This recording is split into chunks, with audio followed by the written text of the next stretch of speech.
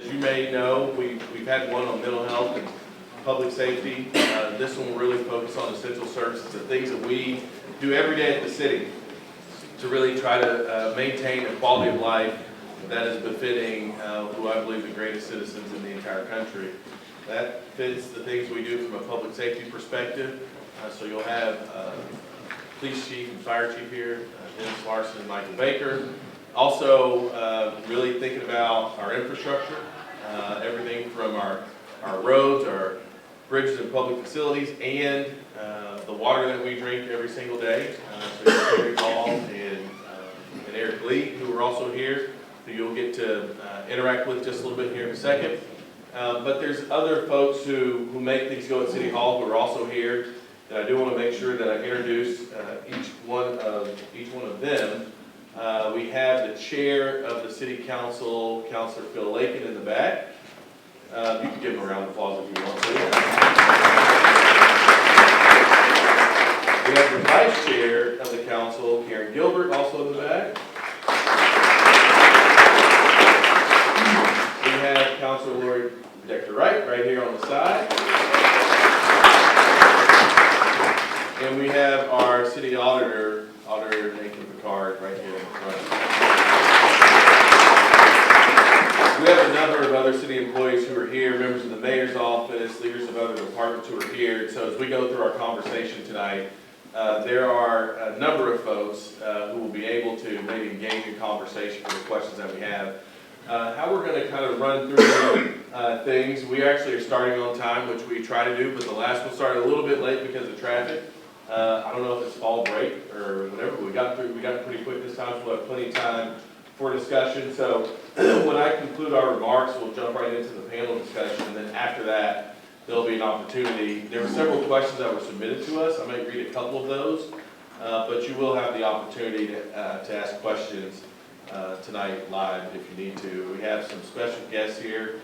We have a Troop 20 with the Boy Scouts who's here, and then we have another troop. What's your troop number? 945. 945 is here, and so I'm just going to go ahead and tell you, if you're wondering who's going to get the first couple of questions, it's going to be the Boy Scouts. I've already made a deal. I've already cut a deal with the Boy Scouts. They're getting the first couple of questions, but we will make sure that questions are indeed answered. So just a quick kind of start to kind of ground our conversation. One of the reasons why we wanted to structure these conversations around very specific things is we have very specific priorities at the city. There are things every day that we're doing, but they certainly are guided through a set of top-line goals that we have. You may not be able to read all this, so I'll kind of walk through them just a little bit. We have, and this is from our team at the city, result of our council mayor retreat, but certainly things that drive our work every single day.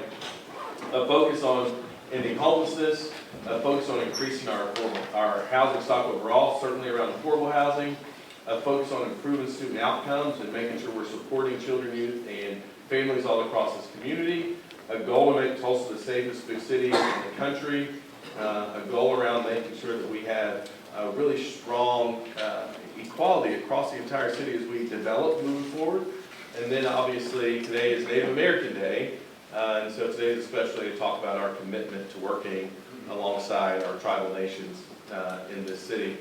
And so you might wonder, where does all these things fall in? Obviously the public safety thing is pretty clear, but I think the four individuals here and everybody else who's here with us who are at the city and otherwise, I think we all understand the importance of infrastructure as part of that public safety channel, part of that economic development, those economic development goals. Part of our goal of ending homelessness, like the four people on the stage and represent a large portion of what we do as a city. Not everything we do as a city, but a large portion of what we do.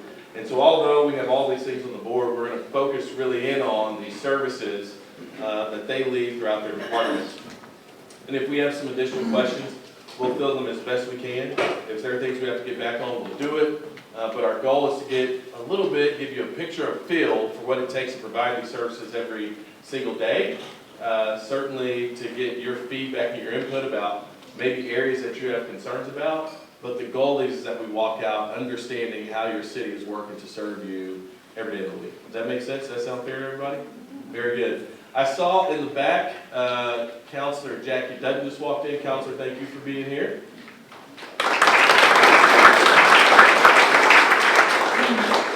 And we have another elected official, Representative Mandy Clinton in the back. So thank you for that. All right. So we're gonna roll right into it with our experts who are here, and we're gonna jump right into our Public Works Department. Terry, I'm gonna ask you a question. Do you want the click or do you want me to click for you? You do either way. My duty is to serve me. Here we go. Okay, go ahead and do this. Hi, my name is Terry Ball. I'm the Public Works Director for the City of Tulsa. Public Works consists of, it's one of two operational groups for the City of Tulsa. The non-sewer, water and sewer being the largest, and we're the second largest department in the city. We're comprised of our traffic engineering group, which oversees highway lighting, striping, keeping all of the signals. Okay, here, oh, that's a lot better. Do the striping, the school crossing guard program, just a lot of different things going on in traffic. We have the refuse and recycling group, handle all of the solid waste and recycling for the city of Tulsa. We've also got the stormwater land management, which handles all of the stormwater related infrastructure as far as the operations of it. We also have the street maintenance department. That group does all of the day-to-day routine preventive on the roads. They patch potholes, a lot of them, about 90,000 of them if you see somewhere over there on that far left. A lot of crack sealing. One of the important things with this Public Works Department, before I get to the engineering side, is on the operational side, we're also the emergency management response group as far as the operations side of the city of Tulsa. So whenever you have a winter storm event, when you'll see those numbers there as far as the plowing, the brine, the salt that's applied, that's all through the Public Works Department with assistance that comes through Eric's group, some employees from Parks assist also. And then we also, when you ever have natural events, non-winter related, derechos, tornadoes, straight line winds, Father's Day storm, all that type of stuff, we are sort of the lead element on the cleaning up after that. And like I said, depending on the size of it, sometimes we have other groups that come in and help with this. But these are just some facts on there as far as how much sediment we do clean out all the public areas where we have responsibility for. Our household pollutant collection facility, if you've never been there, please come. If you're a citizen, it's free. We also have what we call a swap shop. And so if you bring something, you can take multiple items back. So it's almost like going to a Lowe's, but it's free. So if you bring something, you can take it. I thought you said a swap shop. Swap shop. It's swap. Yes. Swap. Just so you know. Swap. Come looking for alligators. Yeah. So you bring one thing, you can leave with five. So especially at certain times of year, we have a lot of people that come looking for certain things. It's the ultimate reuse, and that's the whole thing with that type of thing is we're always wanting to take a product, what it was intended for, make it used for that. So if you ever do that, it's just another part of the recycling is one piece of the puzzle as far as keeping everything, and the household pollutant collection, because it keeps it out of the storm drains, keeps it out of the sanitary sewer, and I think it's a good thing. We'll go next slide. Some of the other items here as far as striping, school crossing guards, we do have 45 locations that we, both in Jinx, Union, and Tulsa Public Schools, with the majority of the school crossing guards assigned to Tulsa Public Schools. If you look at our recycling, we average about 18,000 tons of recycling a year. Refuse, we get 100 to 110,000 tons a year of refuse picked up annually. And little factoid, 30 tons of dead animals are picked up. I don't know if you realize that's part of what we do, but we pick up a lot of recently or not so recently deceased animals out of the right of way. So they either things that get hit, or sometimes a person has an animal that passes away, they'll call in 311. As long as you put it at the right way, we come pick that up. So, and yeah, it's a lot of squirrels. Bulky waste pickups, about 500 of those, and guardrails, a lot of that, 14 miles of guardrail that we're. So there's a little over 120,000 residential accounts do that. As far as our other side of it, we also have our engineering group. We have transportation design in public works, and we have transportation planning, transportation design, and we have what's called field engineering. So all of the capital construction programs get bid. through a public process, and then our group called field engineering makes sure they're kept to a standard and built. And that's all departments did their stuff, and then all of it gets inspected through the field engineering departments. Those are all the different groups that reside underneath the public works umbrella. Terry, would you also just maybe just share really quickly a little bit on how you all work on the encampment cleanout? Okay, that's good. Yeah, just Encampment, that's, over the years, departments have become more and more involved in that. Our department is very involved for multiple reasons. One is with Phillips Group, as far as the solid waste, we are tasked with one, collecting it and disposing of it properly. Two is a lot of the homeless encampments find themselves in stormwater properties. Any of y'all that may live back up to a stormwater property, we get people who go in there, and part of what we do is we go in and try to get those cleaned up. And we've gotten more proactive trying to keep those, because the last thing we want is somebody camping in a stormwater detention facility, because the whole intention of a detention facility is to hold water when you have storms. We had a homeless individual that drowned in one of our locations about a year and a half ago now. So, we do not want to have anybody being in those sites, because those are meant to hold water, not for people to live in. So that's one of the things our department, as we come in, we go every 2 weeks, we go through those stormwater sites, check and see if anything, we clean up, and try to keep the homeless encampments from getting established in those stormwater facility sites. And again, a lot of the other stuff is with Emily, with her guidance of what she's working on, we are a support element to the mayor's goal of trying to end the homelessness and get everybody in a proper living situation. And that's part of our department helps with that, is with everything we can. But a lot of it, what we do again, is clean up underneath in the right of way, shopping carts. I know a lot of y'all see shopping carts. We've had a program, and now we've partnered with Walmart. Walmart has actually come in and did all their own contracts now, and so we're going to be handling that more in-house now. But just trying to get those as much as we can out of the right of way for various reasons that need to be. And plus, if they ever roll that into traffic, it becomes a traffic hazard too. So we're working hard on trying to keep those under control too, the abandoned shopping carts in the right of way. So. Great, thank you, Terry. One thing, and Carrie, I'm going to put you on the spot, I think, for a second.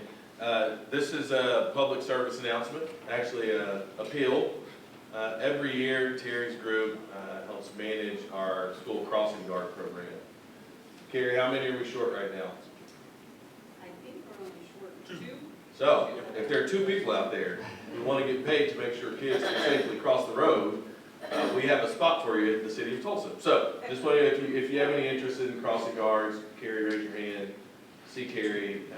It's a cool thing to do. It is so easy, even a mayor can do it. I've done it. It's easy to do. It's easy to do.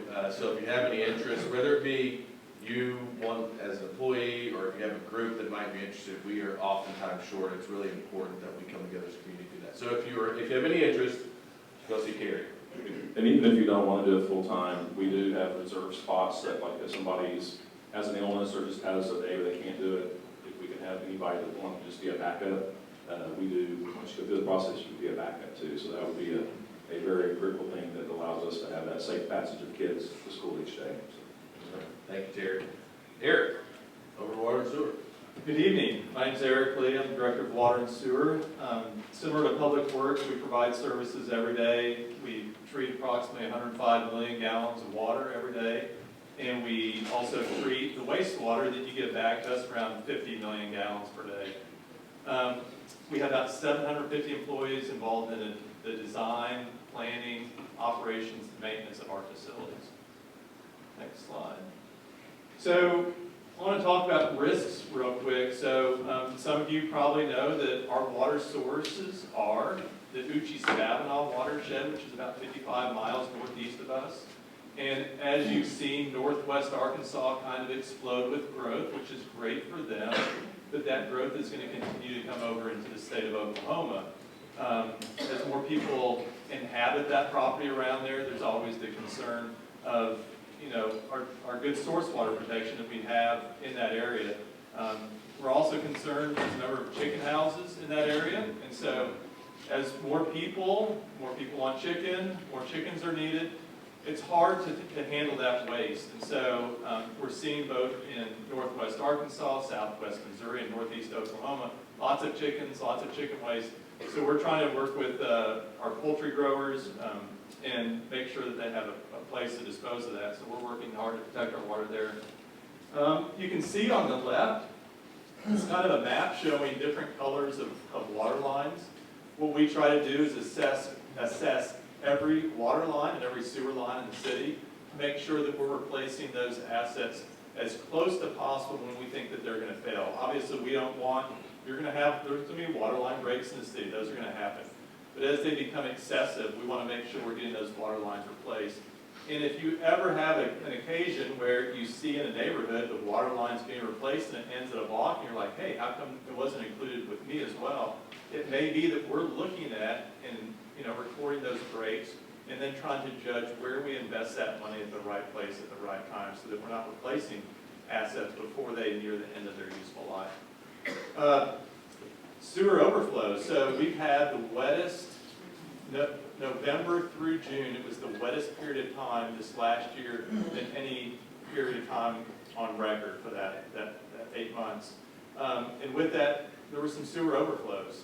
What happens is, as that water gets into the ground, it will come down into the soil and it'll find those microscopic cracks that are in our sewer lines and it'll overflow them. So they're used to just, they're sized and designed to handle the flow that comes out of your house or your business. What they're not designed for is that infiltration of water that goes through the ground and into those cracks in the pipe. With all that rain that we had, it overloaded those lines, so we had overflows. And so we're working hard on the sewer lines, even more so than the water lines. One of the things to think about is, and the finance director used to say this, Mike Meyer, he'd say, think about how we give water to you and think about how you give it back to us. So the water that we give to you, it's in a pressurized system. That water system, if you take all those assets, can last about 80 years on average. On the sewer side, if you think it's probably a more corrosive environment, all those assets together are about 50 years of life. So that system, the sewer system, is failing faster than the water system. And looking at those costs, if we look at the water system, $8 billion if we were to replace the entire water system. That 80 years, that 50 years, same on the sewer, about $8 billion. The annual investment needed to keep up with that 80 years is $100 million. What we're spending on average over the last 2 fiscal years is $51 million. So we're not even staying up with where we should be if you were to take those assets and say, okay, here's the useful life. So as you start thinking about, rate increases, and I know it's difficult for everyone. It's difficult for me, my family, my friends. And it's not something that we'd like to do, but we're trying to do the best we can to get to that replacement age. Same thing on the sewer side. You can see $160 million is needed, and we're investing about $70. The last thing I want to bring your attention to is on the stormwater side. We have, is it 34, 36 drainage basins, Paul? We do master drainage plans for all these drainage basins, and we put together, you can call it a wish list of improvements that need to be made so we can reduce flooding. $2.4 billion is needed for those improvements. And here you can see we're investing $15 million on average, just under $16 million a year. So again, we're not getting to that number that we need to be. So that's part of the reason that you're seeing rate increases. Priorities for us is optimizing our improvements and where we make those. I mentioned that. Obviously, we want to be affordable. For those of you that are familiar with the True Reads program, we are moving through the city looking at service lines. If you're familiar with Flint, Michigan, one of the results of that really negative impact to our industry is EPA says that we need to inspect every service line. And so we're doing that, and at the same time we're replacing meter boxes and meters with a meter that lasts 20 years. So we're excited about that project. But then as the mayor mentioned, we also want to support economic development and housing initiatives. All of a sudden what we're seeing is it's not just the cost to replace our infrastructure, but there's certain parts of our town that don't have the infrastructure even needed for new neighborhoods to be developed or new commercial developments to be developed. So we're working really close with the mayor's office on that as well. The other thing if I can, this is a plug, and I know that all the counselors have really pushed on this as well. All it takes is one event at a residence where all of a sudden your private sewer line or your private water line has a failure, and it costs $10,000 or $15,000, and you have one of these one-time events. And typically on your homeowner's insurance, that's not covered, and so a lot of people need to buy that rider or a separate policy to make sure you have coverage on your service line. And it's so important to do, especially if you're in an older house, to make sure that you're covered. Our utility billing group, how many times they've come to me and said, oh, we've got another hardship case where, you know, someone's just making it by and all of a sudden there's a $10,000 impact to that homeowner, and then they're having trouble paying their regular bills. And so we really feel for those people, and so I would encourage you, if you don't, to look at insurance. And I think, That was awesome, but I do want to come back to this, I was going to ask you to start, but one question, and we're going to go to the police department for after this.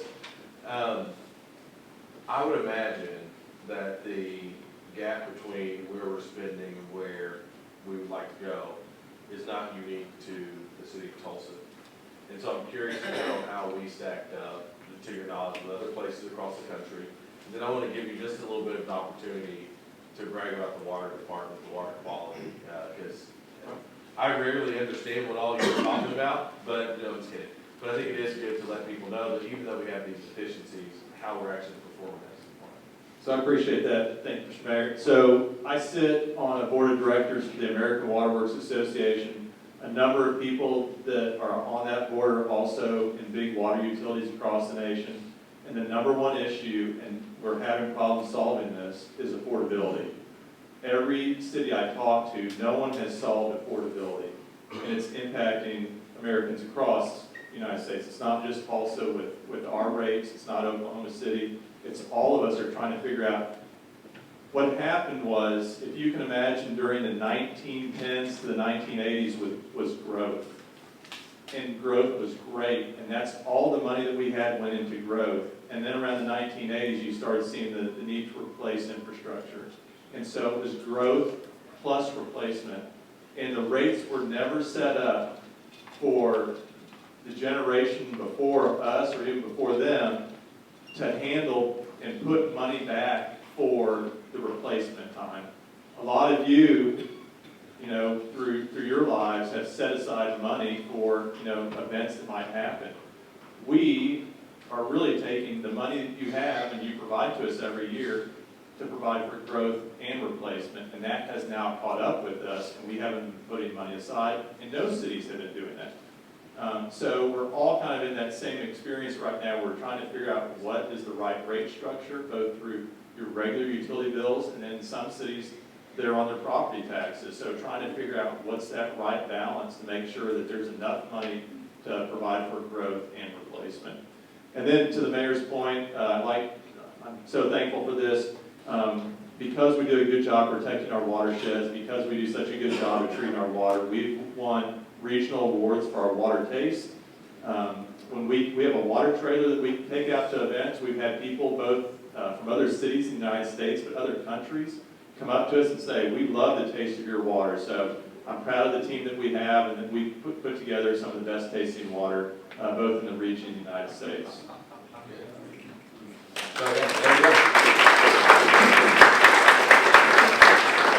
If you don't believe me, we'll be doing a taste test after. We're going to roll over to the police department. I will say, Chief Larson's going to have to leave a little bit early, and he has an important date night event his wife is responsible for, and we have to make sure he stays married. And so we're going to do that. So he sneaks out. Nobody get alarmed. He has to go and do that.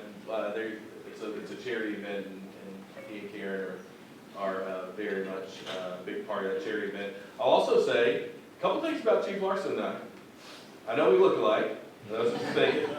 But he was the 41st police chief. He is the 41st police chief. I'm the 41st mayor, and also we share a birthday. A little trivia for you. There you go. We were born just hours apart. Here we go. All right, take it away. Okay, and where I'm bashing off to is the pink ribbon which was a year ago. I committed to being part of that tonight with my wife.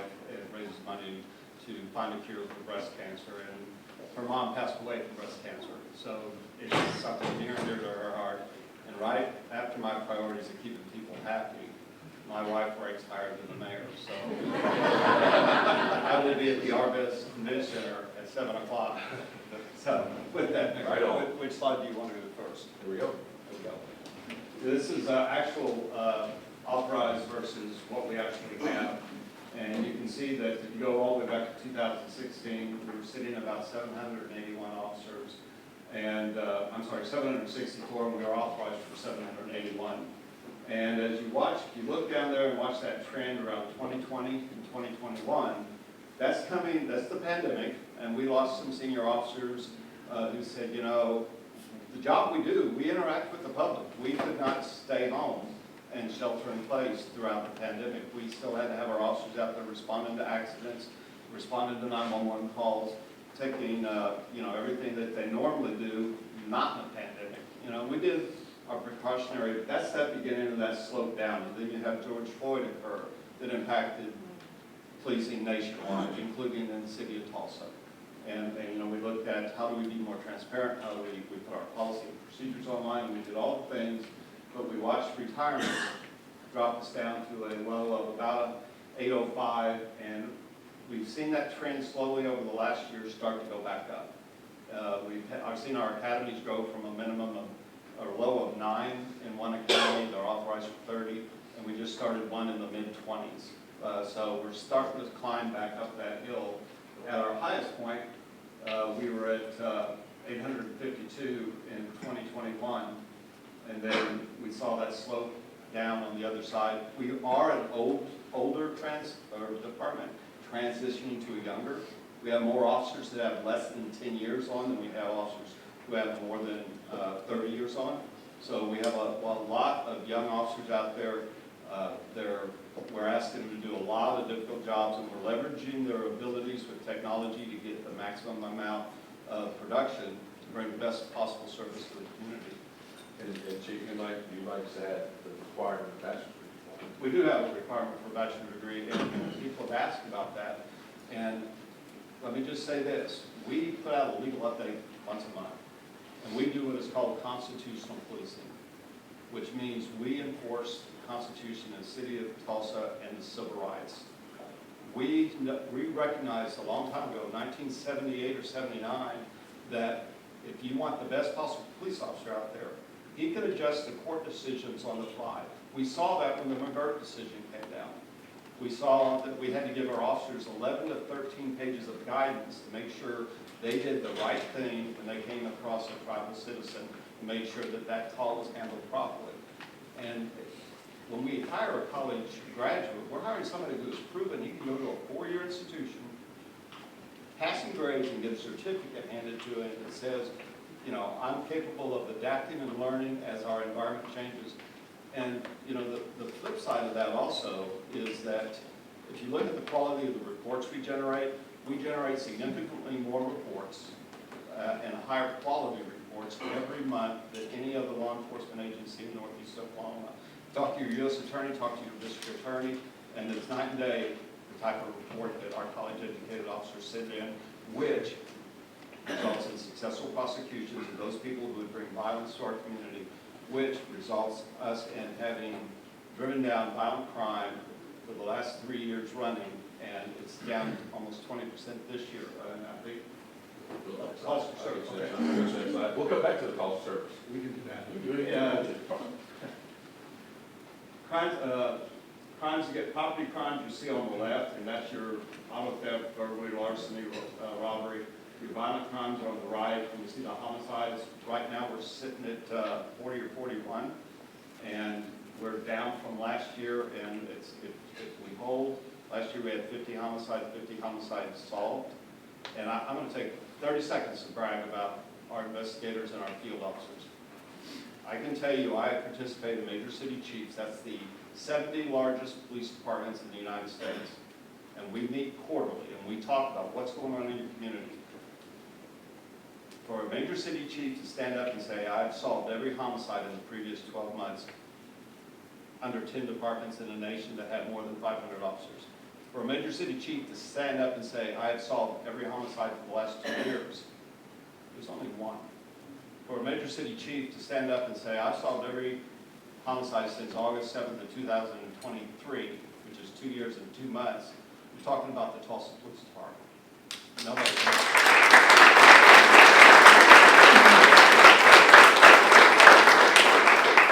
So, as you saw in that, crime is trending down in all the major categories. A lot of that goes to us leveraging technology, putting it with officers who are incredibly adaptive to handling more workload and leveraging the technology. More of my officers on the street, well, every officer on the street has one of these in their hand that is provided by the department. They have more computing power in their car than what it took to put a man on the moon. We used to have to, you all have seen this in TVs, if we had a suspect, we passed it out at squad meeting every 8 hours. We have a suspect now in a crime that occurs on any part of town, and we know the person, and we pull them up and we have a picture of them.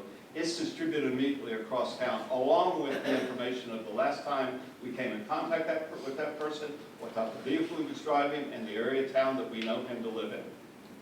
And when we start leveraging that type of technology, it gives you that 100% solve rate. It gives you driving violent crime down each year. But it all goes to, and I say this with a lot of compassion, but a lot of pride, I walk the halls with heroes. The citizens of Tulsa don't see what these men and women on the police department do every day in and day out, and how passionate they are, and how hard they push to make sure that justice is served. And I do, and I feel humbled a lot of times when I'm shaking their hands, and it seems like the words "good job" isn't enough. Mayor, did you want to go back one? Calls for service. Our 911 system takes between 900 and 1 million calls a year. Those don't all come to police. We get about 78% of them. We've had an incredible breakthrough in how we handle calls dealing with people who are in mental health crisis. We have COPES now implanted, and COPES is a professional organization of trained individuals that deal with people who have the proper training and skill sets to deal with people who are in mental health crisis.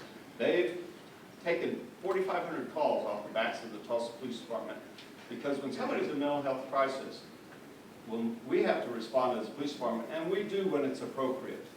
But the one thing that we bring into every mental health crisis call, if we respond to it, is a gun. And I would much rather have somebody who responds to those calls, who has the best training possible to make sure we have a positive outcome and that person in mental health crisis is stabilized. You see the calls for service, that's the normal trend. You see that jump in the very last, that's 2025 numbers. We went from 22,000 calls last month to 26. We haven't completely analyzed what caused that spike this year. Because if you look at all the other numbers from the past 21, 2022, 23, 24, you see the fluctuation we're used to. We know our calls for service go down in the wintertime. More people stay in when it gets cold. They don't get out as much in the evening. There's not as much partying on Friday and Saturday night. Football season's in play, and they're Friday night football, or if they're watching a favorite college game on Saturday. We also realize that that's something that occurs annually and is pretty predictable.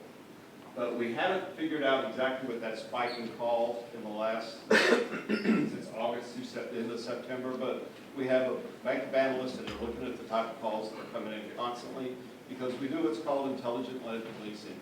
My staff, which is Chief Brooks, Chief Daglish, and Chief Warmshauser, we meet weekly and we talk about trends of what's going on and where we need to refocus our officers. Like we have an uptick in auto theft, we will refocus our officers and ask our analysts to try to identify what's happening in the city and what do our suspects look like, and then we'll go after that problem. We do that year round. I think we covered everything. All right, and we'll have some Chief, you leave whenever you have to, and then when he leaves, Deputy Brooks will be up here, so whenever he has to, whenever he has to sneak out. The one thing I will say, I told you that I am very much qualified to be a crossing guard. One thing that I learned on 918 day is that I would not make a very good firefighter. I spent just a little bit of time going into a fire to put it out. They put me in front, which made me think they probably wanted a new mayor. But I survived, barely. I survived barely. But I think it really, for me, colored in all the gaps in what it really takes to go in and address an issue like that in the way of a fire. They kept telling me that I had to get closer. I couldn't see the fire, I could feel it, and I said, no, I'm not doing it. But this is something these folks do every single day, along with so many other things, and so Chief Baker, take it away. Thank you. All right, so thank you very much for showing up tonight, listening to our conversation about the Tulsa Fire Department as well.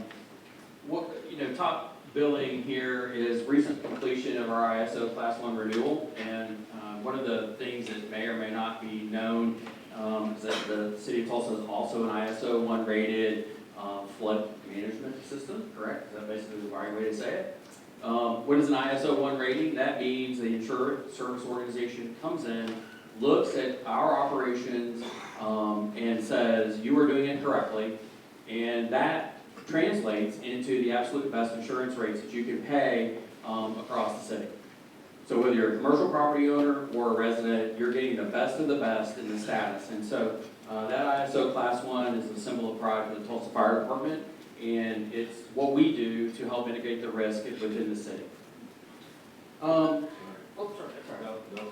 That's okay. Our reserve request for service, we're averaging about 210 calls a day, so about 6,000 calls per month. What's very interesting, if you go back to March 14th of this year, we had the wildfire event across the state.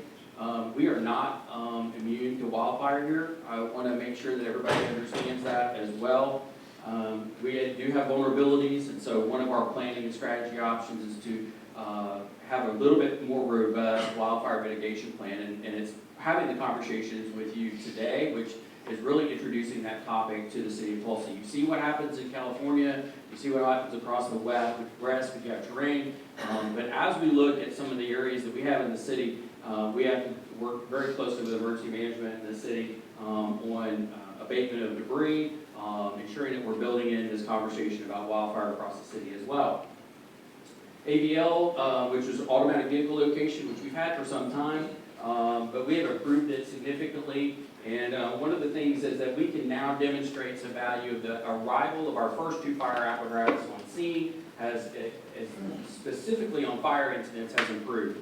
So with the knowledge about sending the right vehicle to the right call appropriately and being dispatched to the closest unit, our response time to fire-related calls is decreasing. And why is that important? Some of you, like me, may remember that fire used to burn a lot slower. So we were in a time where all of your couches and furniture were actually made of wood. I'm not sure if you're aware of that. There was a time.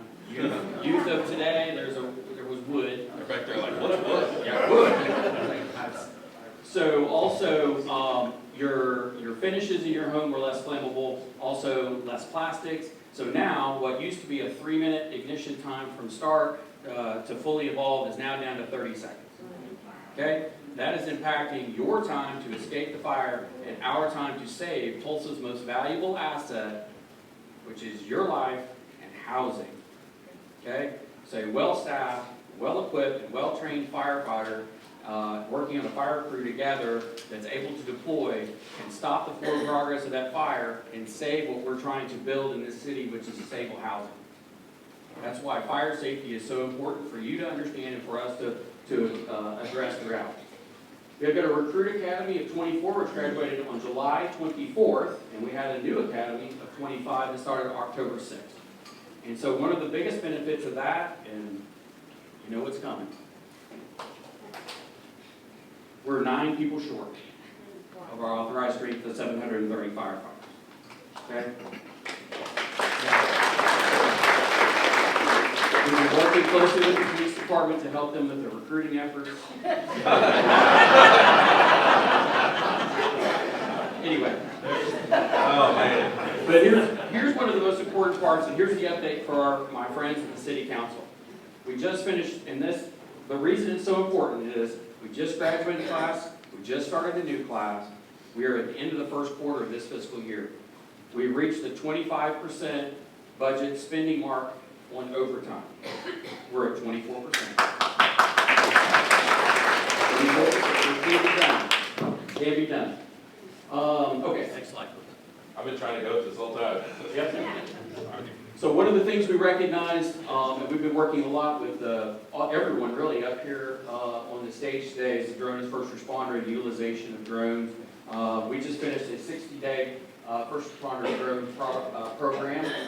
We're one of the only fire departments in the nation that has the ability to launch a drone and fly it beyond visual line of sight, which means the operator does not have to be sitting or looking straight up at the drone. We see this as kind of the future of first response, the future of crime assessment of infrastructure, and as we expand on that and grow on that program, you can see some utilization of it in mapping, aerial photography, and really giving us situational awareness that we've not had today. Our fire apparatus continues to improve. When I became fire chief 5 years ago, we had not bought a piece of fire apparatus in 11 years. So we were in a crisis situation.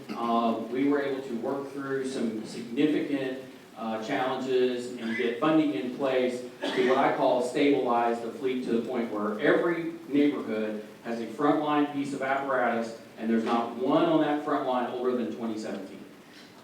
And that's in 5 years. So that's hats off these folks in the back, the city finance department, everybody who has approved and helped us through that process. We have IoT3 funding to help us sustain that moving forward. So we're making great progress in ensuring that we can move the water that Eric brings to the city. We can move it through the fire hoses, right? Our community health and mental health programs continue to reduce demand on our emergency operations. Our client caseload varies between 75 and 95 high utilizers per month. We have a team dedicated to that. One of the threats that we have is the loss of mental health funding, and federally, we lost a lot of big cuts to SAMHSA this week and out of the CDC. So those are areas that are very important to us, and very important to help us address that homeless population who impact our responses as well. And secondly, help us work with our mental health population to ensure that they get to the right resources at the right time. And then last but not least, our downtown alternative response team expanded the coverage 7 days a week to work specifically to handle the emergency medical calls within that downtown interdispersal loop, so that we're able to navigate those folks which are mostly unhoused, and then we're able to get them to the right resources and refer them to case management as well. So lots of great progress going on in the department, and I think that's it for me. Right. We're getting ready to move into a bit of a panel discussion, but a couple things I would like to kind of draw out a little bit. One of the, Chief Baker, I think, just illustrated this very well when he was talking about the apparatus that we have all across this city now that are equipped to meet the needs in every neighborhood across Tulsa. That is due to, as he said, obviously the thoughtfulness of the folks in the city. It's due to the leadership of the folks on the council, but ultimately, that was a decision that citizens had to make a decision about. Do we want to invest ourselves to make sure that every neighborhood is as safe as it can be? And I just want to articulate that well, because the things we're talking about, and I think this is really important, are these essential services, the things we count on all the time. And I think it is really important every once in a while to revisit the conversation around, are there things that we have to invest in?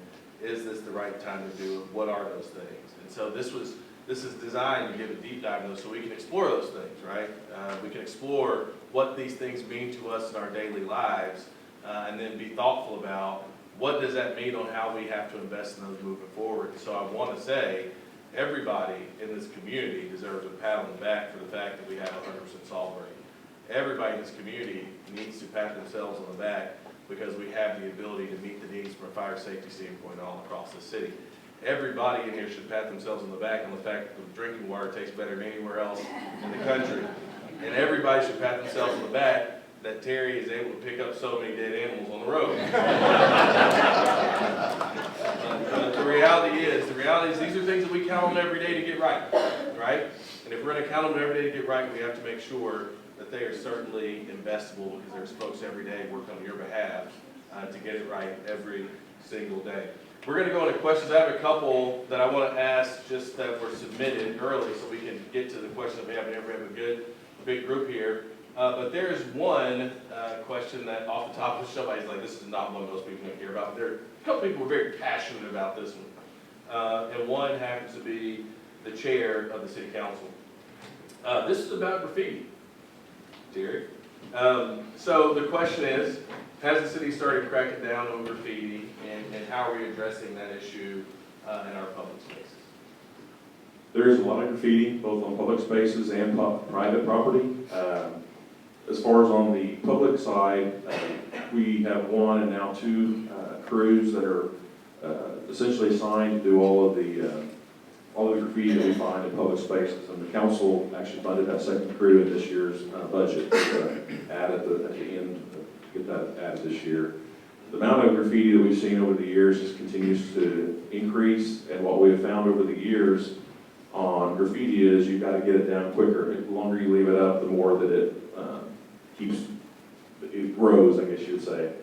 Now, there's also, I know TPD has a grant that they're working on downtown in the IDL area, and they're working with some private providers too, with Brand Pitchford's group to be able to address some of that on the private side as far as down in the IDL. But the biggest thing I would say on graffiti is we're doing everything we can to get it addressed, especially on the public portion, because that is the part that we can legally go after. When it gets on the private property, it turns more into a code enforcement issue. So if you see it on the private side, contact 311 and it gets addressed that way. But we have been very proactive. Even in our stormwater facilities, we see a lot of graffiti. A lot of our stormwater facilities have a lot of concrete lined ditches, so they go in and tend to paint those a lot. We have actually, part of the operations group, we almost have like a 2.5 crews, because there's a stormwater crew that part of their assignment is just to go in and cover up graffiti in the stormwater facilities. So one thing I would say as an operations person is if you ever do see graffiti, please call 311, notify us, and then we'll go out and look, because we can't be everywhere all at once. And as we cover it up in the more highlighted areas, they tend to go other areas that we may or may not know about and start graffitiing. And so if you do, let us know, and we will get that covered up as quick as possible. We do, like I said, we've got the equipment for the second crew should be in before too long. We're filling those positions for that second crew.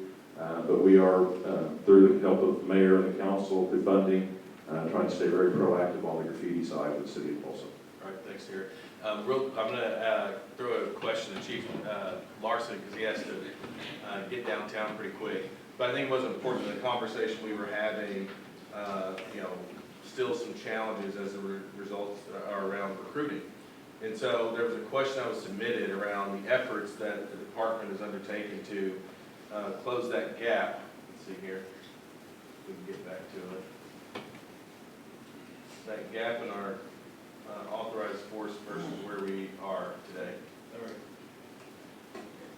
Well, first off, on recruiting, right after violent crime and working closely, it is in our top 3 of our priority.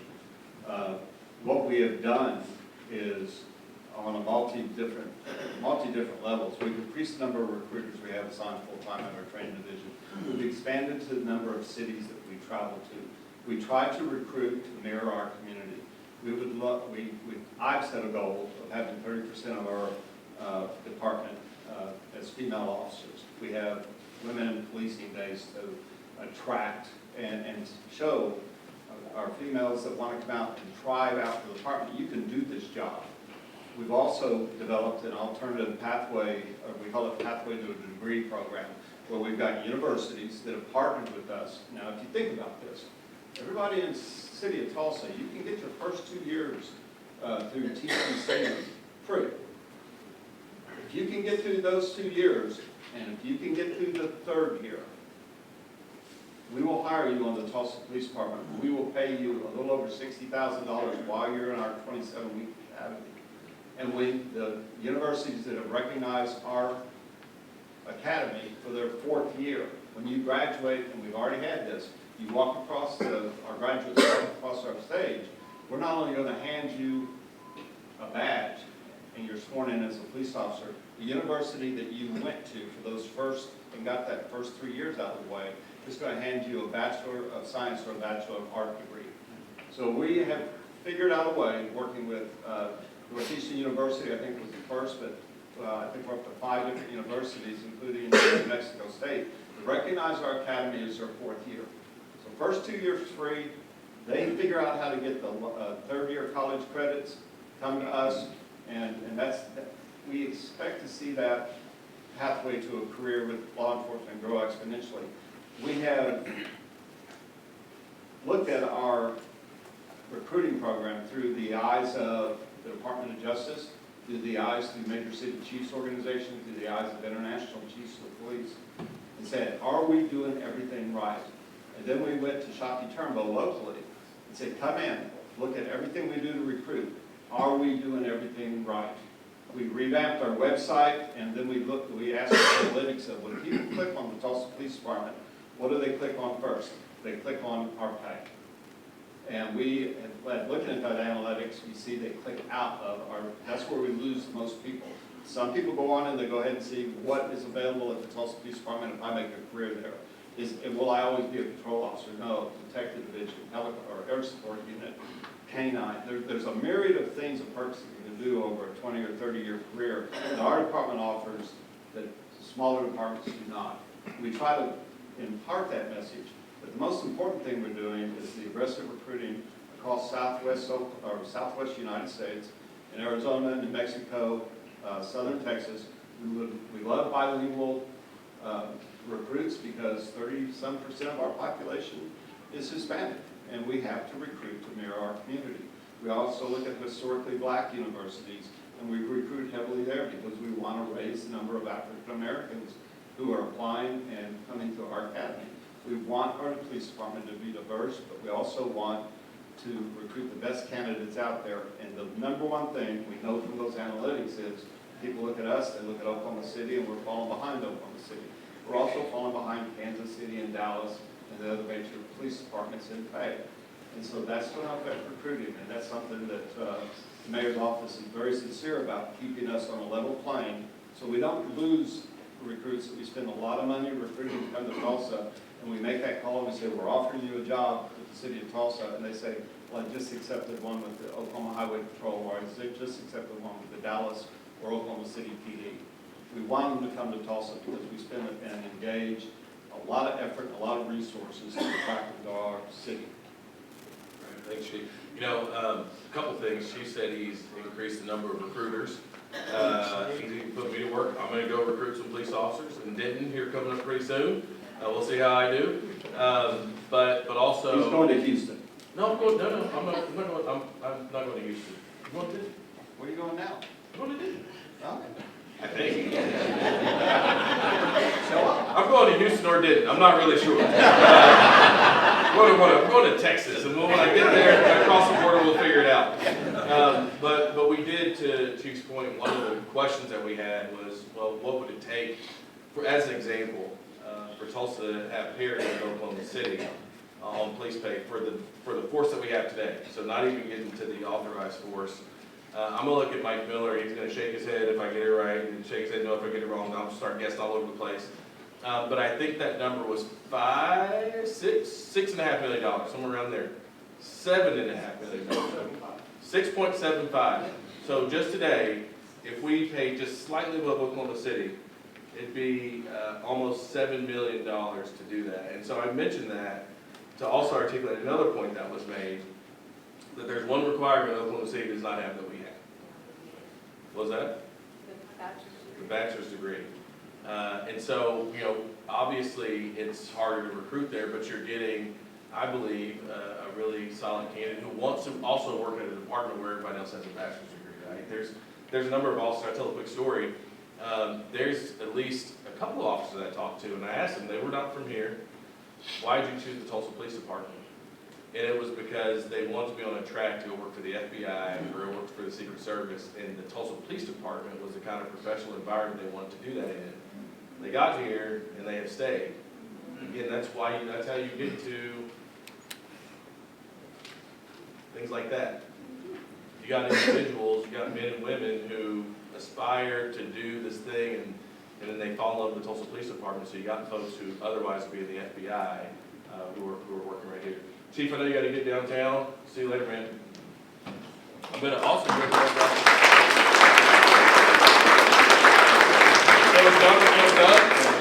Troop 20. I'm going to give you guys the first question in just a second, but as I'm doing that, I want to introduce Deputy Chief Jonathan Brooks. Jonathan knows all the info about everything in the police department, so just because the Deputy Chief is here, ask him hard questions anyway, all right? All right, is there somebody from Troop 20 that has something for me? Oh, the mic, yes. Hold on, hold on. We'll just speak.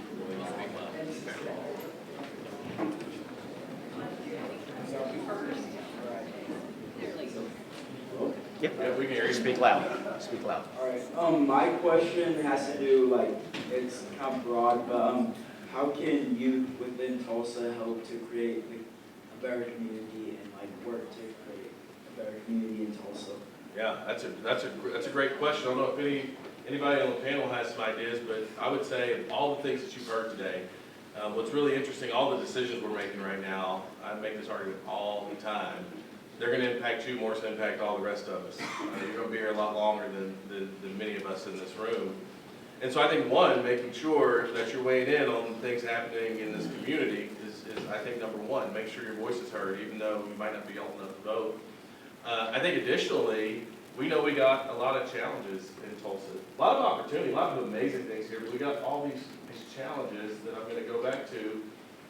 There's a reason why these things are priorities for us at the city. Homelessness, public safety, obviously around improving your own outcomes for youth. And so as you look at those things, as a Boy Scout, for as an example, as you're thinking about the projects that you all might work on, there's so many things in there that we need, your talent, we need your ability, we need your creativity.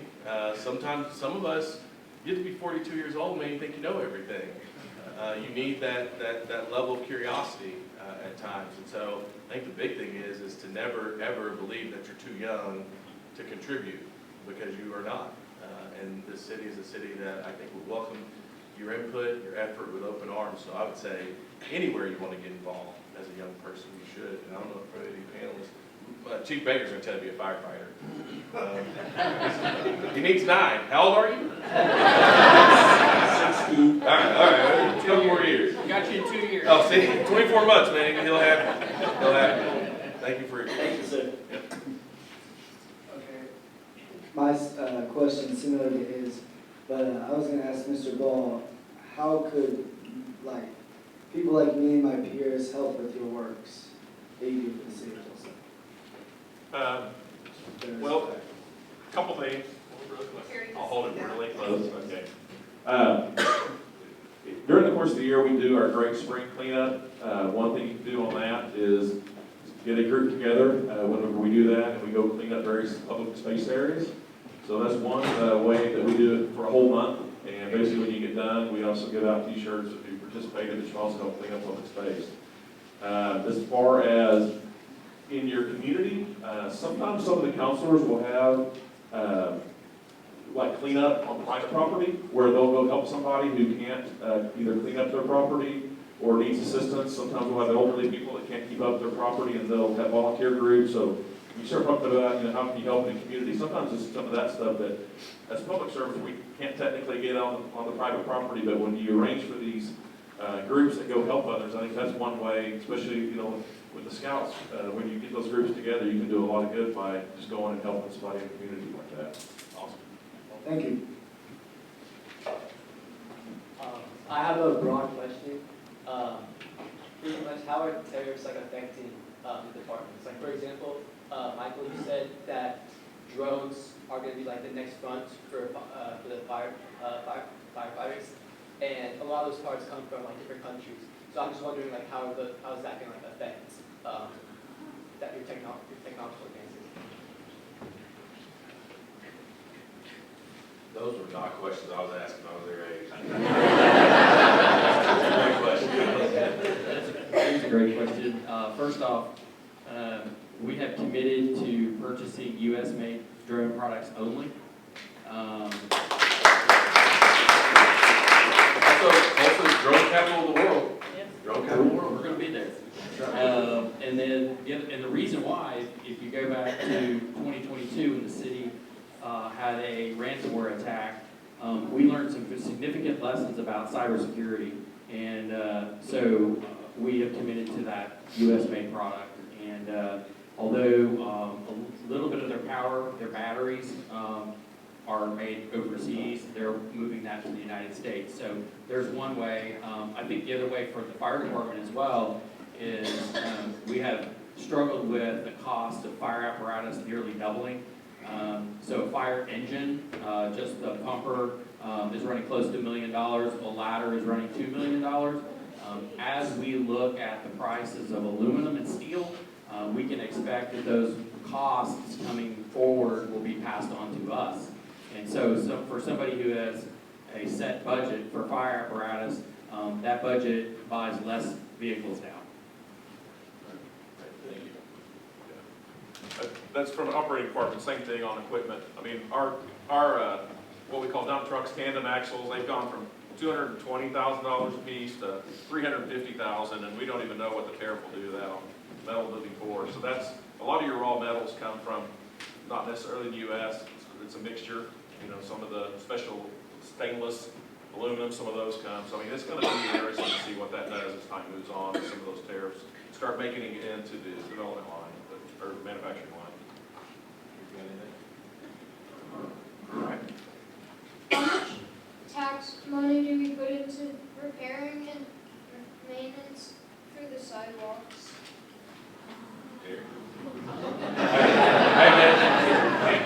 Again, a question I would not have asked. It's a great question. It's a great, I didn't even know sidewalks cost money. I thought it happened. Well, I just happened to have a note card I wrote today. My son was a scout, so I guess maybe they're doing that over the years, that's why I did this. But I will tell you, when you start talking sidewalks, we've got a backlog of about $23 million worth of sidewalk requests. Of that, annually we get about $150,000, I think it is. In the IoT3 package, over a 7-year package, we've got $1.6 million for arterial sidewalks and $800,000. So if you start looking at that, and we get about $300,000 a year on some grant money that we apply for annually. So the amount of what we get asked for every year to add to the unfunded sidewalk list keeps growing faster than the funding that we receive. So that is something, you know, as a department, you see more and more that people are asking and wanting sidewalks, mobility. A lot of people want to walk where they want to go. Unfortunately, we have a lot of locations that don't have sidewalks that people have asked for.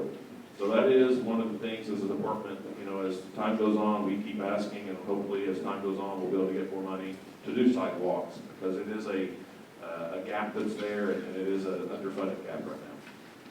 All right. So now we're going to try to track with hands, and I'm going to do my best to point to you, or Carrie will get you the microphone. Oh, you were quick. All right, we got one right here. Gray shirt. Right here, the gray shirt. Right here, and then up front, and then back there. Hi, Hi. I got a great shirt on, so you can make one more question. my students are already walking away. So thank you all. My name is Manny Patoli. I'm an industry assistant professor with NYU Center for Urban Science and Progress. For those of you who are not familiar, NYU has opened a campus on 36 North, downtown Tulsa. We're actually working with some of the folks that are in this room right now, Gene in housing, Nathan with the city auditor's office, and others. One, your Boy Scouts are amazing. I have a K-12 STEM program flyer, should you want to look at that. Two, for my students. Over here marketing stuff, man. NYU trying to get you his other stuff. My students, you see these questions that these kids are asking? Gotta get better. But actually, one of my questions was very similar to the Scouts. As an offer right? How can folks like myself and other academic institutions provide value add to the work that you're doing? So for example, we have a professor at Costa that deals with fire and drones, right? We have another person here who is Professor Anton, who's our director of our master's program, who also works on spatial and other stuff like that, right? On the flip side, I work on planetary impacts of AI, and I also look at community engaged data science. I'm a former water and sanitation member of the American Planning Association's Water and Land Use Committee, so work closely with you every day. But we have all these connections. How can we help you make Tulsa the best version of itself? Absolutely, man. It sounds like you already answered the question. Yeah, go ahead. Oh, well, let me, I don't need a Yes, microphone. you No, I'm okay. So we're always looking for partners in higher ed, right? The Tulsa Police Department, we partner with universities across the United States now. Problem is we need somebody local to partner with us. Because you heard the chief say that we use intelligence-led policing, but on the back end of that, we want evidence-based strategies that are effective, right? And that only comes through research and partnerships with like NYU or some of the other universities that we do partner with. So we're always looking for those opportunities to exist in that environment where we can be smarter about how we serve the community. So absolutely, we would be interested. So a couple things. First off is, unlike the police department, we are data rich, information poor. So we have ones and zeros stacked up in servers across the city, but we need to be able to translate that information into productive, proactive fire information and emergency response information. We're not very good at that, and having a partnership would be incredible. The second item is the fire department is probably one of the most underutilized STEM educators in the world. And why I tell you this is we talk about chemistry, we talk about pressure, we talk about water flow, we talk about mechanics, and we can literally do a classroom presentation on how this affects this pressure coming out of a hydrant, moves across a hose, and then literally walk to the parking lot and do it real time. We're not meeting the STEM needs of the Tulsa community with the fire department engaged in that, and we want to make sure that folks interested in STEM also think about putting it all together in the fire department. I mean, one thing is I'd say as departments, operations departments, we've gotten into data analytics more. We actually have in our group 3 data analytic people now, just to try to, I think to the chief's point, there's a lot of data that's created that doesn't get used, and so now we're trying to figure out how to take that data that is out there and how best to use it. So I mean, I think there's a lot of opportunity of taking that, figure out how to use it best, and that we're still in the early stages of that. But we've seen the value of that. That's why we've taken some positions, repurposed them into people that that's what they do, is look at data and how to best use it. Hold on. I can't let the fire department know the police department. Oh, here we go. This is turning into something else now. No. One other thing on that, though. We have more than just policemen in our police department. We have scientists that work in our lab. We have a real-time information center with intelligence analysts. We have crime analysts. We do internships, right? And so we're always looking at those areas as well to get them in and help with the entire criminal justice system in Tulsa. So, one thing, I'll just add this really quickly. My mom was here. Shout out to Ramona Curtis. What's up, Mom? When I was growing up, my mom worked at Baylor University. And my mom, I don't even know, I know she's on campus a lot, but I would always know my mom would be out in the community helping solve problems in Waco, Texas. And so when I got to Tulsa after I left the mayor's office the first time working for Mayor Taylor, I was chief of staff to the president at OU Tulsa. And this is when we were starting the School of Community Medicine, meeting a need around the disparity in health outcomes in the city. And so what I've learned in my life, to your question, is higher education can be a very powerful partner in solving problems, both from a data side, also from just a human capital side, right? Just the ability to be a force multiplier. And so as I think about all the goals on this slide, they all are things that we have determined to be measurable in some way, shape, or form. How are we actually pressure testing the strategies and interventions that we are using? How are we holding ourselves accountable internally? How are we holding our partners accountable outside of that, all toward getting toward those goals? I think those are all ways we can work very closely with higher education to do so. And the deputy mayor is an NYU graduate, and she never lets me forget that it's a top 20 or 30 institution. So we would love to work and partner with you. We're gonna go here, and then we're gonna go there. Hi, Mr. Lee. You talked about our water demand increasing due to population, and also the problem of treating the water because of the large chicken feeding operations in northeast Tulsa and northwest Arkansas. You didn't mention data centers. And data centers. Oh, everybody's like, whoa. Yeah, data centers. It's okay, guys, it'll be fine. Hyperscale data centers, using up water for tens of thousands of households, and also the energy demand, which we're seeing associated with increased costs for consumers. I'm wondering as well about, just in treating the pollution, it's a struggle already, and now we're adding data centers to the mix, which use products that contain forever chemicals, PFAS that can get into our wastewater. And I'm wondering, is there going to be a policy about data centers? Would there be any consideration about a moratorium on data centers? And how are we going to have a community conversation about this? The ethics, the environmental ethics questions that are related to data centers. So many. And I don't know if anybody else is concerned about data centers here. Absolutely. Okay. All right. Thank you. Fire away, Eric.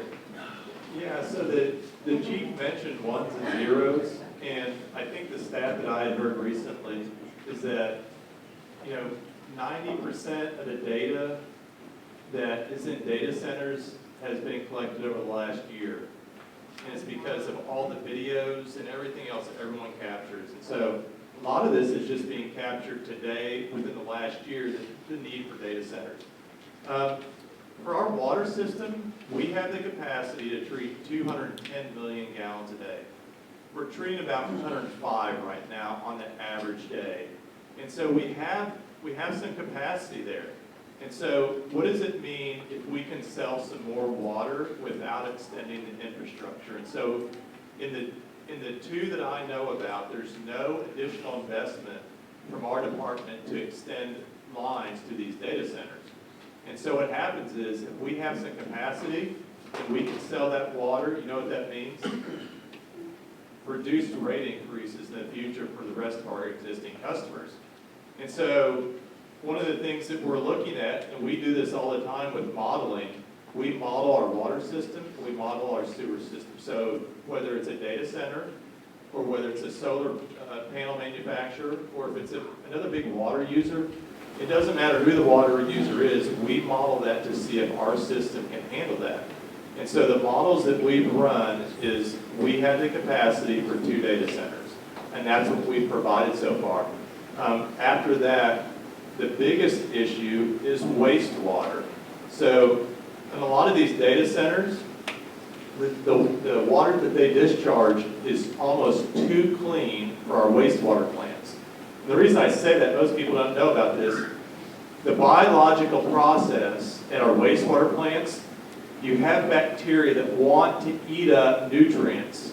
And so if there's no nutrients and you're just putting clean water, and there's probably some anti-corrosion chemicals that are in there, if you're just sending clean water to our wastewater plant, it can actually kill the bugs that do the job of eating the bacteria. So one of the things we do is we model on the wastewater side, and that's actually more of a limiting factor for data centers than the clean water side. And so that's why so far we're only having 2 that we've approved based on their location.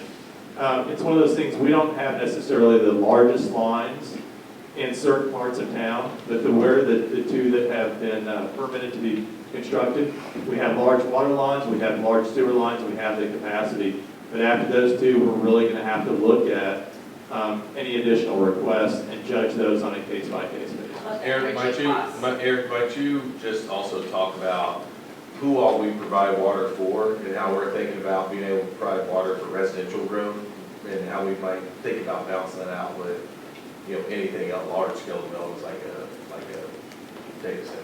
Right, and so, as the mayor mentioned, there's different classifications of customers. We have industrial customers, commercial customers, residential customers, and including on the residential multifamily customers. And we serve about 400,000 people, 410,000 people in the city of Tulsa. But then we also serve 150,000 people outside the city of Tulsa. And so that includes Jinx, Owasso, Bixby. And we're seeing growth in their cities. But just, one thing to think about is you've probably seen the headlines that Green Country Power was purchased by PSO. We actually sell water to them as well. So we're selling water to a power provider in South Tulsa as well. So we're balancing all those different groups of customers, as well as we're seeing significant investment and growth in East Tulsa. And fortunately for us, we have larger lines out there, but we're going to have to add some additional water lines and sewer lines in that area to help provide for that growth for housing. And so we're doing some of that already on the sewer side, especially because we're making plant improvements in one of our plants that's actually near the port of Tulsa.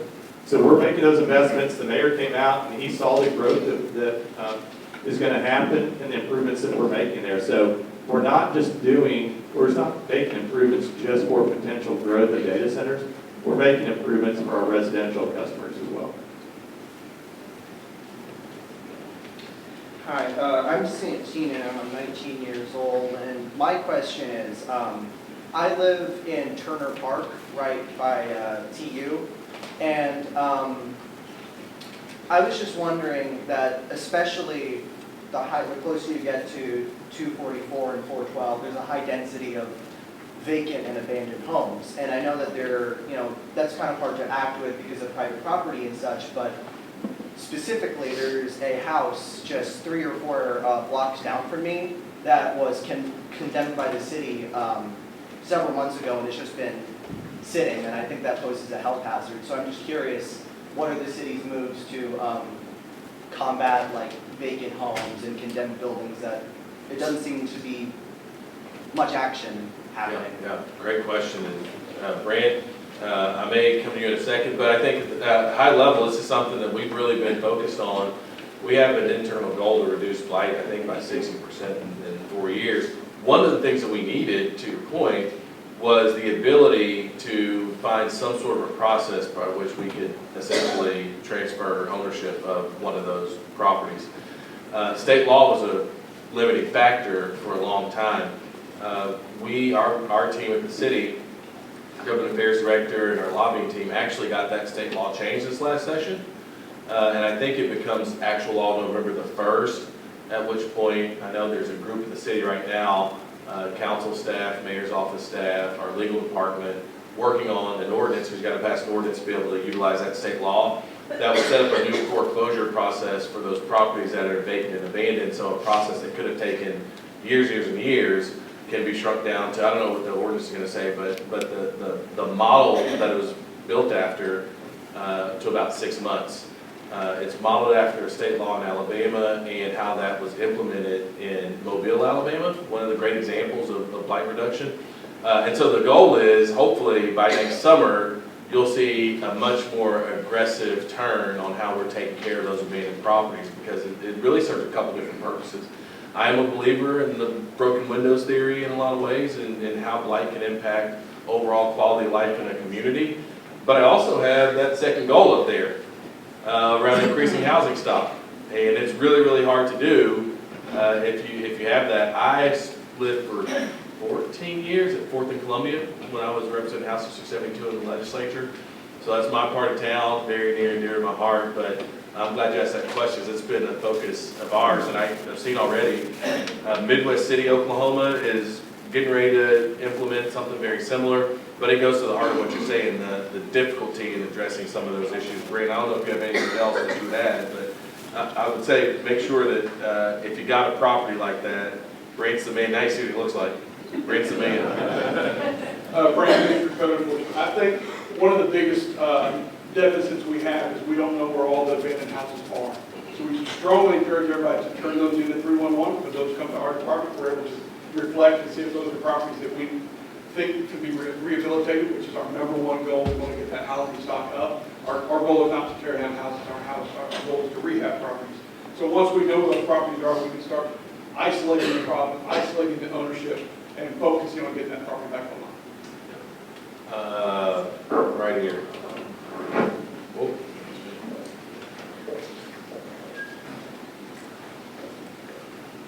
Hello, my name is Gianna Kemba. I'm with the NYU group. And I was interested in the talk of Tulsa becoming the drone capital of the world, and the talk about drones as first responders that Chief Baker was mentioning, and the potential applications for police usage.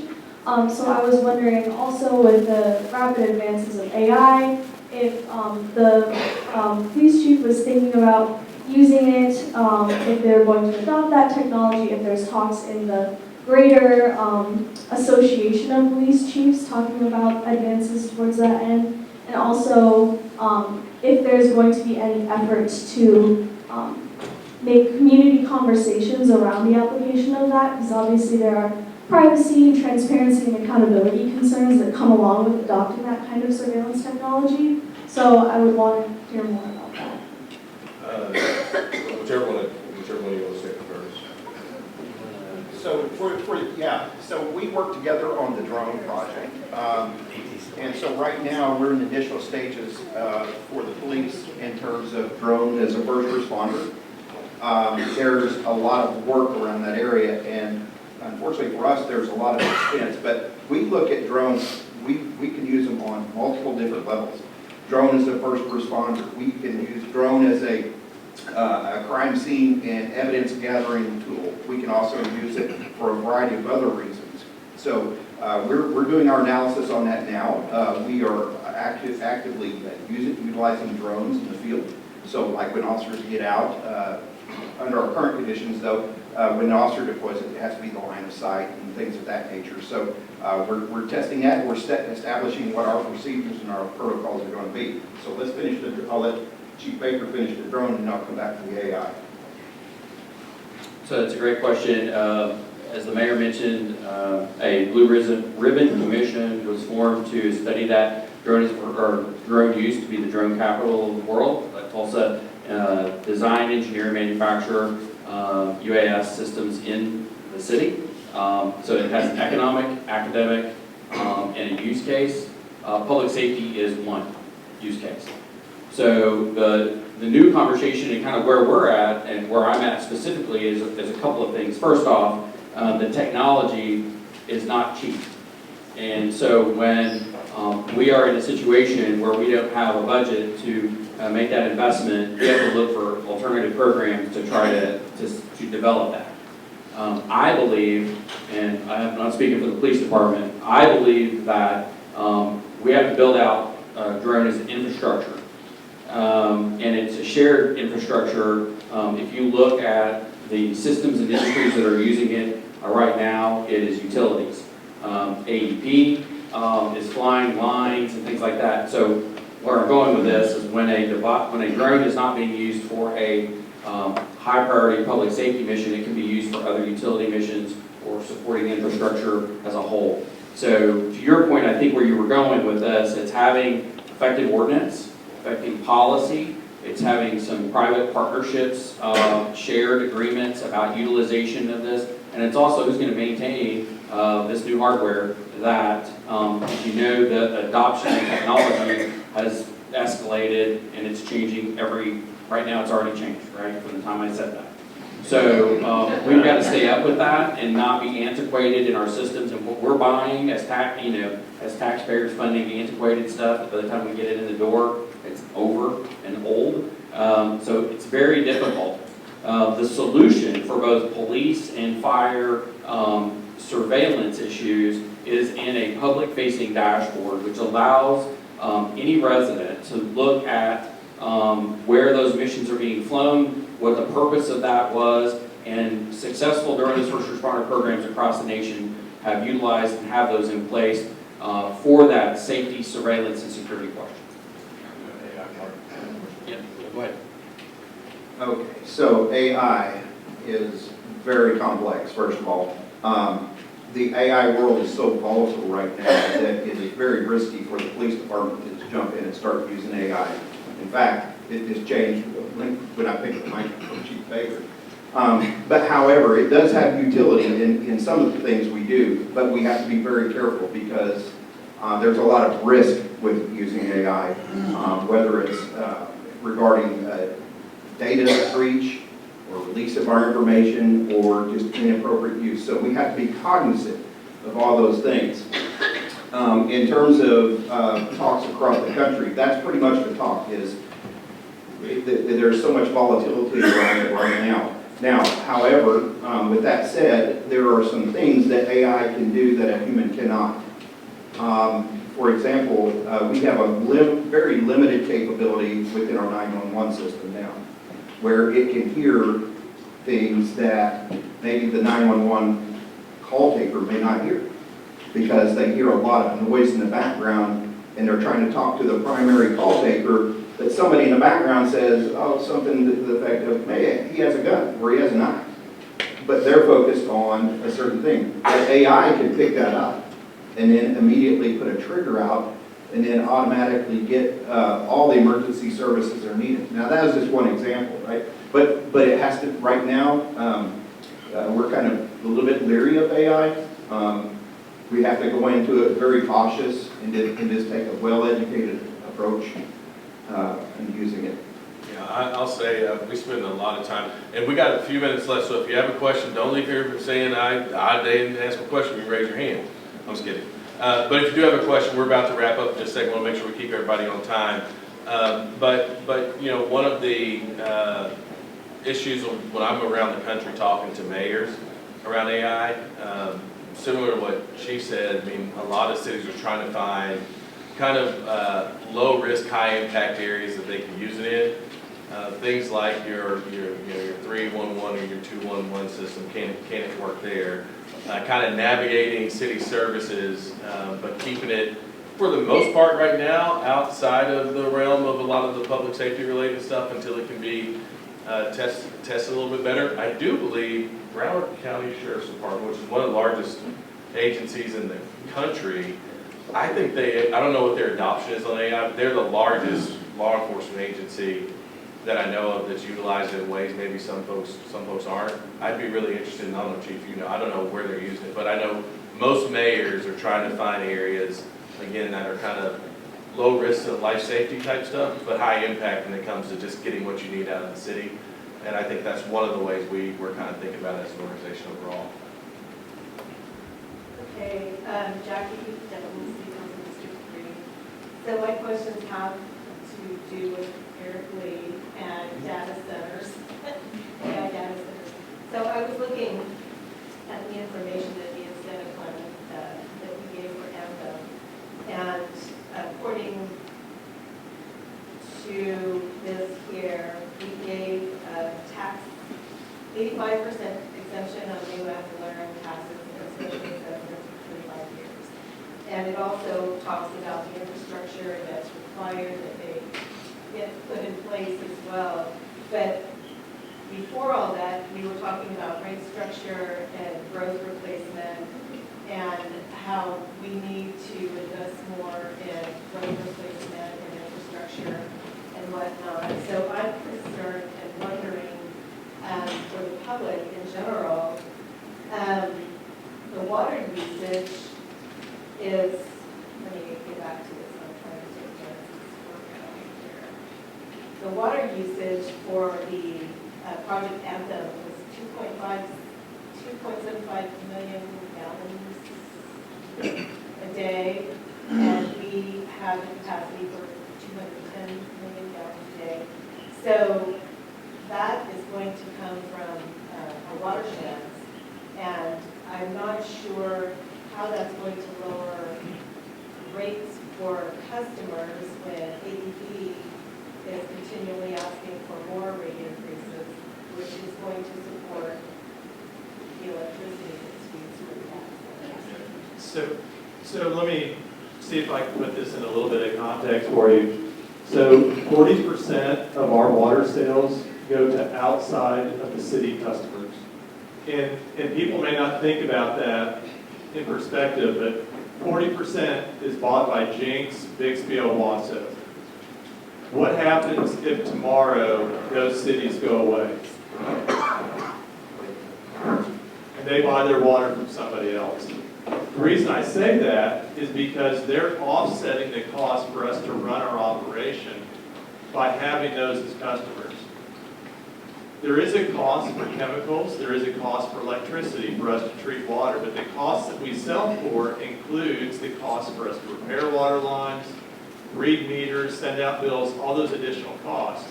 So we're not just going to be recovering from a data center just the cost of chemicals and electricity, we're recovering all the costs at the rates that we set. And so what happens is if we can sell more water, whether it's to a residential customer that lives in Jinx or to a data center, we're selling more water, that's more revenue that's coming in that helps offset the potential for future rate increases. If we start reducing customers, and this is what's happened in a lot of cities across the United States, water usage has gone down because appliances have gotten so much more efficient. And then what happens is utilities then jack up the rates because they start losing the revenue. And so people actually pay more in California where they were paying because of water reduction. And so one of the things that can happen is if you do have a higher water user, that helps offset those future rate increases. As far as whatever was offered for incentives for Anthem, Water and Sewer Department was not a part of those incentives. And I think the other thing about just that conversation is, to Tara's point, the economic development deal that's put together for us, and it's not necessarily in Eric's department, but the evaluation on the impact of the system is very much there, and so I appreciate that, Eric. Yes, ma'am.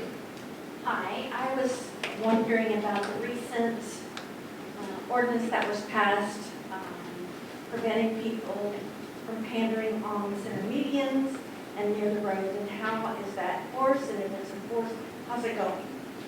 So the one thing I'll say, Jonathan, I'll kick it to you. What's today? Today is, I think we still have a couple days before the ordinance actually takes effect. I think it's October the 18th. Phil, you can do is 18? All right, it'll actually become law in the city October 18th, and so we'll start enforcing the median portion. One concern I did have, and so we're going to do an education program around the sidewalk, the 18 inches from the sidewalk, just so folks can get used to having to be off the sidewalk. So there'll probably be about a 60-day period where we're, kind of warning people about the sidewalk deal before we start writing a whole bunch of tickets. But you'll see it enforced. I know that counselors were very much focused on that median portion of it. Actually, I think it is pretty dangerous to be on the medians, but we want to make sure that we can educate people on the other side, and then we'll obviously start enforcing that as well. I don't know if you have anything that you would add to that. No, that pretty much sums it up. Like the mayor said, there will be that education period. The officers are ready. They've already started the education period now. And then that'll continue on. There will be warnings, and then, and then there will be that strict enforcement on that. Because it is dangerous to be there. Yeah. I'll also say, particularly for, I know this particular bill is not on homelessness, but I think it is important to lift up some of the alternatives that are also starting to come online. It's taken us a long time to get to a good place on increasing our shelter capacity or making sure through Safe Move we have places for people to go. And I think things are starting to line up really, really well. One of the challenges with effectively enforcing super aggressively is that you're going to shift it somewhere else. But now we're at the point through Safe Move, which is getting kicked off now. We're going to house 300 individuals and families over the next 9 to 12 months. Here pretty soon, I think we'll have really good news on some additional shelter capacity that we've been working on, both the work we're doing with the county and the work we're doing with private providers. So, I mean, I feel like we're in a really, really good space where we can finally do a really good job of that balancing act between the two. But October 18th, the ordinance becomes effective. We'll be getting to work. Yes, second. Hi, Gabrielle Dickens with KOSU Focus on Oklahoma. I had a question about the city's relationship with tribal government. Y'all just recently opened the new traffic court. Are there plans to like continue to expand this relationship? What does that look like in the future? And I'm also curious about the city's relationship with the governor's office. He's been sort of in opposition to a lot of this expansion past post-McGirt and everything, so I think that's I wanted to work on. Well, everybody knows that Kevin is my favorite person. I think that I think there's a difference in the city policy and how we chose to settle the lawsuit with Creek Bank, which actually is unfinished at this point. You see it up there, working with tribal nations is an important part of what we do because I believe that it's the best way to keep the city safe. There are a number of challenges that we're working through. There's a working group that's been established. I think what was lost in the settlement agreement is the fact that there was basically an 8-12 month planning process to figure out how to navigate all the technical challenges, so we're doing that right now. And ultimately, that work will make us a safer city where we can make sure that folks, no matter if you are a native citizen or not, we can make sure there's a very efficient way in which you navigate your way through the criminal justice system, in our case, for misdemeanors. And that's really the goal. So I think you can expect it to expand, but through expansion just means there's a more seamless process that, as the largest city, all on Indian reservation, that there's no question to how things work, and there's a lot of questions. And what I believe is true, and I would take anybody at their word, that there have been some concerns about how do you do all that. It takes a lot of really, really hard work. And on the other side of it, I think we'll be in good shape. So the concerns that the governor may have, and others may have, which I think, in some ways could be reasonable, those will all be concerns that I think will be disposed of through the planning process. It just takes a high degree, high touch, working together, putting issues right in front and on the table, because ultimately what we're dealing with is, the decision by the highest court in the land. And I am obligated, I took an oath of the Constitution, I'm obligated to make sure that works and that works well, and we're going to make sure that happens no matter how hard it is. Thank you.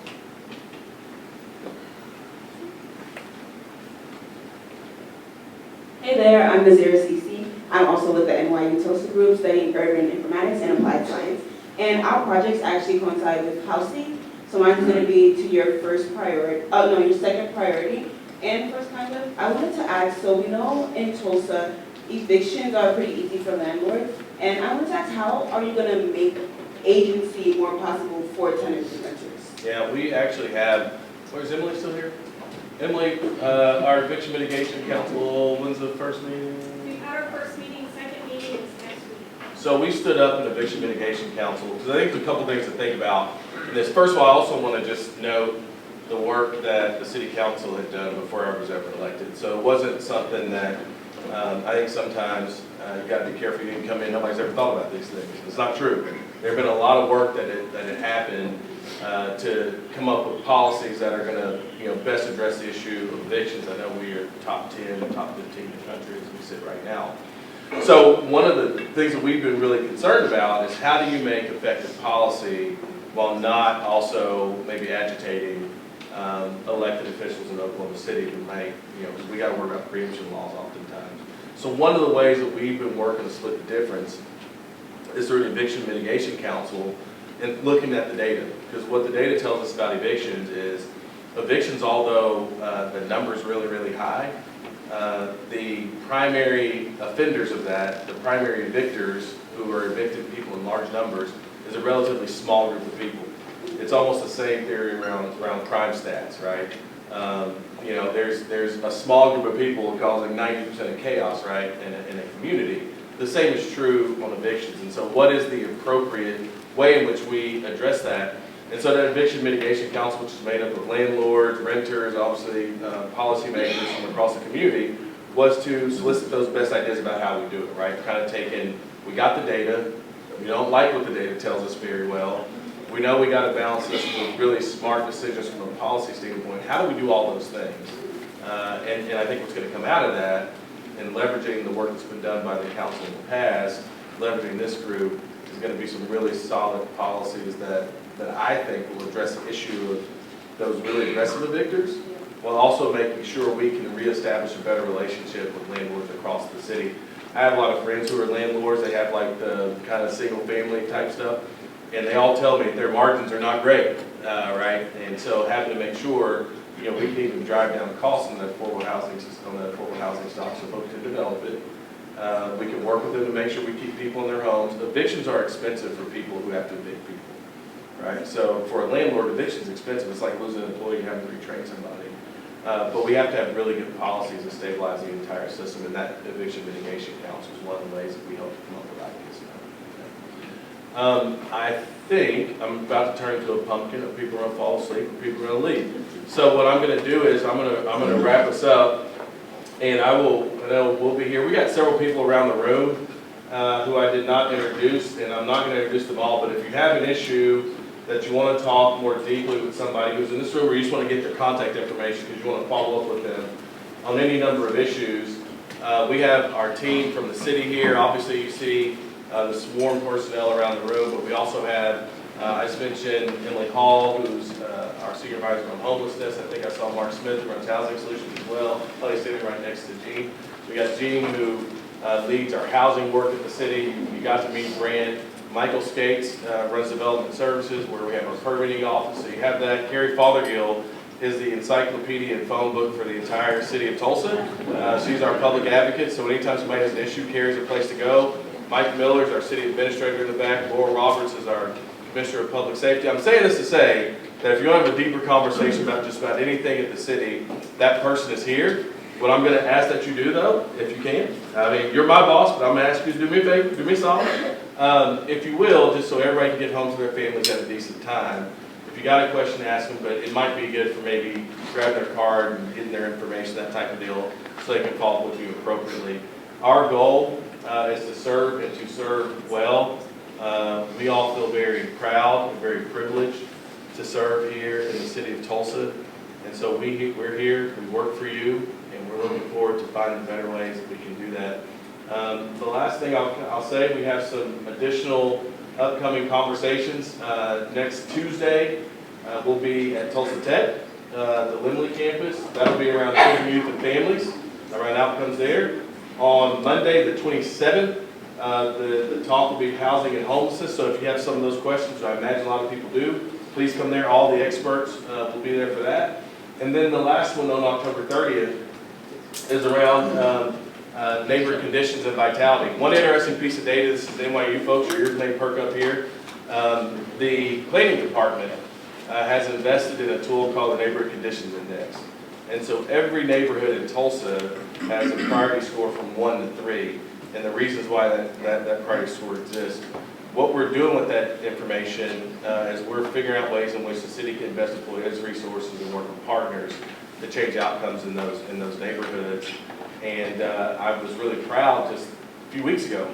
We launched a new neighborhood academy. The academy before, I think, graduated less than 10, if I'm not mistaken. I think there were a little over 100 people at the first neighborhood academy kickoff. And so I say all that to say, one of the things that we really feel is critically important is really investing in change in place. And we believe that place is a neighborhood and working with neighbors to get things done. And so, you know, if you might think, neighborhood conditions is pretty boring. I think that'll be one of the more interesting ones that we do. You can see not only where your neighborhood stacks up, you can look it up online, but also work with our team and how we can change those numbers for the better. It is my pleasure to serve you as mayor. I have the best job in the world. There's very few where you have so many bosses, 413,000 I think it is. But I wake up every day to do what I can to make sure this is the best city in America, because I truly believe that it is. And we're the best city because we got the best people, so I thank you for what you do every day, and good night.